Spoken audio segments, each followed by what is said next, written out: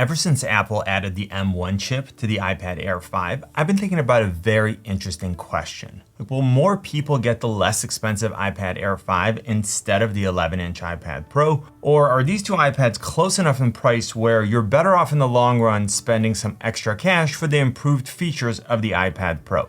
On the surface, these two iPads are very similar. They actually have the exact same height and width. The iPad Air 5 is 0.01 inches or 0.2 millimeters thicker. So when I look at them from the front or in a case, they're virtually identical, but there are some important differences.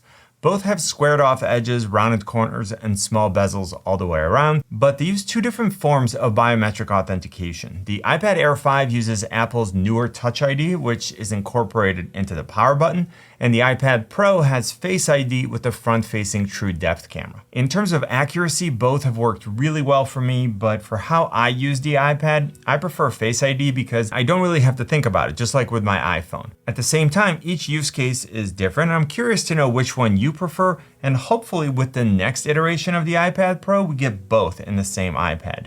When we continue to look around the edges, we see 4 speaker grills on both iPads, but the iPad Air 5 only has 2 speakers, one on each side. The iPad Air 4 has a quad speaker system, and it's able to adjust the sound when you switch orientation from portrait to landscape mode. Overall, the sound coming from the iPad Pro is better. It's fuller, it's warmer, and it provides a wider soundstage, which is something that we'll revisit in the gaming section. Finally, both iPads have a USB-C port for charging and for connecting accessories. The one on the iPad Air 5 has a maximum transfer speed of 10 gigabits per second, and the Thunderbolt/USB 4 port on the iPad Pro caps out at 40 gigabits per second. For the overwhelming majority of users, this difference isn't likely to matter because 10 gigabits per second is already extremely fast. And if you need more than that, you're probably using your iPad in a very demanding professional environment, and in that case, you're better off going with the iPad Pro. Now, the size of the displays isn't exactly identical. We're getting 11 inches on the iPad Pro versus 10.9 inches on the iPad Air 5, but that's not the most important difference.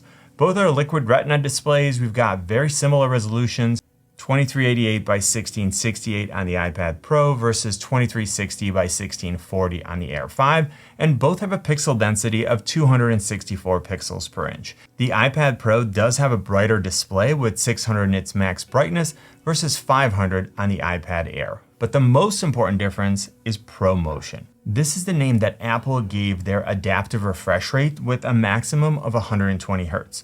This feature is still only available on the iPad Pro, and it means that the system can vary the refresh rate based on what you're doing. So if you're reading, looking at static content, or if you're watching lower FPS video, it can reduce the refresh rate and then save on battery life.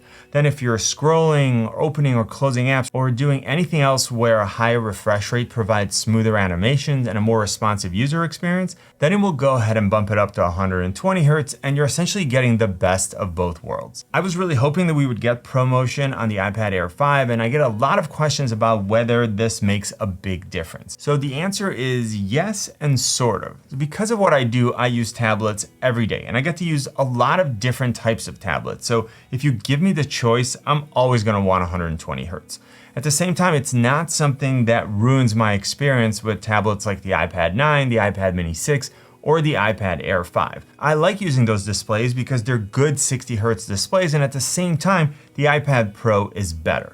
So this is one of those features where I want you to think long term. Like, assuming that this device is going to be as powerful as you need it to be for the next 5 or 7 years, is this the type of feature that you'll regret not getting? Is it something that will make you upgrade before you actually need to? And you'll see that we're going to come back to that in just a minute. Apple's biggest update with the iPad Air 5 is that it got the same incredible M1 chip that we have on the 11 and 12.9 inch iPad Pro. The iPad Air also comes with 8 gigabytes of RAM, which is exactly what you get on the iPad Pro, unless you get the models with the 1 or 2 terabytes of internal storage, at which point you're getting 16 gigs of RAM. What that means is that you're going to get the same level of performance from both devices for anything from the most basic tasks to the most demanding ones. So if the only reason why you were thinking of upgrading from your current tablet to the iPad Pro is the M1 chip, now you can get that with the $599 iPad Air 5, which is pretty incredible. Now, personally, I never really looked at my iPad Air 4 and thought that it didn't have enough power. So the M1 chip wouldn't be why I would upgrade to the iPad Pro, but that's not to say that there aren't reasons to do it. When we look at the camera systems, both iPads have a 12 megapixel ultra-wide camera with center stage. It's a feature that uses the ultra-wide camera to track a subject as it moves through the frame and then zoom in and out to make sure that it's properly framed. I've admitted this before, but when I first saw it at the Apple event, I thought it was kind of a gimmick. But now, after I've used it for a few months, I gotta tell you that I really like it, and it makes video calls more engaging because you sort of feel the other person's movements, and it's more like being in the same room. Most of the front-facing camera features are the same, but because the iPad Pro has a true depth camera, we're getting things like portrait mode and portrait lighting. Now, the rear-facing camera modules are very different, but at the same time, this may or may not matter to you, so let's quickly break it down. The iPad Air 5 only has a 12 megapixel camera. The iPad Pro has a 12 megapixel wide, a 10 megapixel ultra wide, a flash, and a LiDAR scanner. Now, personally, I primarily use the cameras on the iPads to scan documents. So for anything else like taking photos or shooting video, I'm going to use my phone because it's always with me and it's a lot more convenient to use. If, on the other hand, you use your iPad camera differently, or if you have a use case for the LiDAR scanner and you want the best camera system that Apple offers in an iPad, that's the iPad Pro. And when we look at accessories, both iPads have a smart connector on the back, so they're compatible with the same size Magic Keyboard. There are also some other great options from third-party manufacturers like Logitech and ESR if you're looking for a different design or different features. And when it comes to stylus, both are compatible with the second generation Apple Pencil, which is stored and charges on the side of the iPad. Now, the actual feel of using the pencil is exactly the same, but the iPad Pro does have a faster refresh rate, so it may feel more responsive. Now, personally, in my day-to-day use for how I use it, I don't really notice a meaningful difference. Both iPads support the latest iPad OS, so in terms of multitasking, we have the exact same set of features like split view, where we can use two apps side by side, and slide over windows for additional apps. Both iPads also work with Sidecar, which is an Apple feature that allows you to use your iPad as an additional display for your Mac, your iMac, or your MacBook.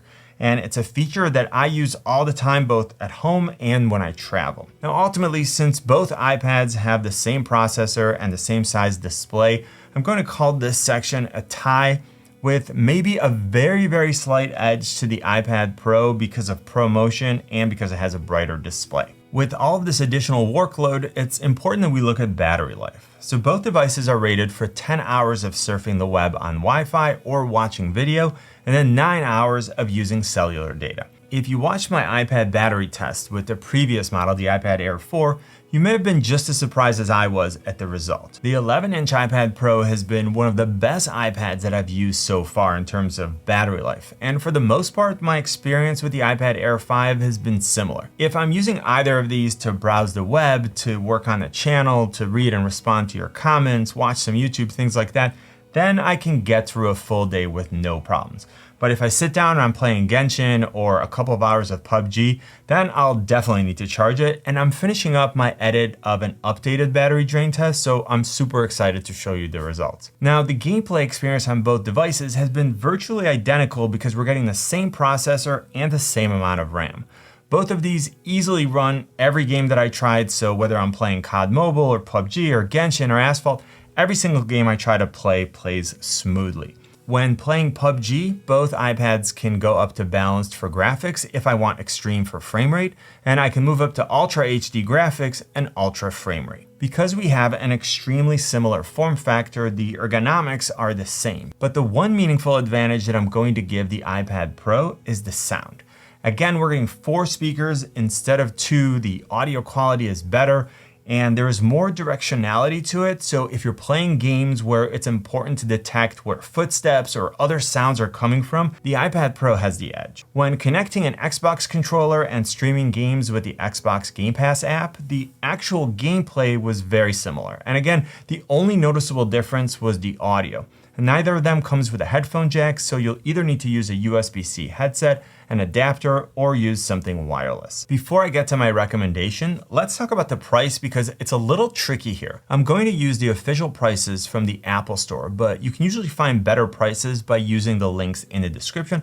And also let me know in the comment section if the prices that I show you are different from where you live. The iPad Air 5 is available with 64 gigabytes for $599 and 256 gigs for $749. The 11-inch iPad Pro is available with 128 gigabytes for $799 and goes all the way up to 2 terabytes for $1899. Ultimately, the choice comes down to a few factors. If you only need 64 gigabytes of storage, and you want this form factor, the amazing processing power of the M1 chip with some great keyboard cases and the second generation Apple Pencil compatibility, the $599 base model of the iPad Air 5 is hard to beat. If you need more than 64 gigabytes, then the question is how much more? If you only need 128, then the 128 gigabyte 11-inch iPad Pro is a better value than the 256 Air 5 because you're getting ProMotion, a better audio system, an improved camera system with a LiDAR scanner, and a more powerful port, all for an extra $50. Now, if we're comparing the 256 gig models of both, then it's $749 versus $899, and the price difference now jumps to $150. So you need to decide whether the features that I just mentioned are going to provide you with enough of a benefit to offset the cost over the lifetime of the device. And remember that Apple has outstanding long-term support, and the M1 chip has enough processing power to last you for years. Now you should see how the iPad Air 5 compares with the Samsung Tab S8.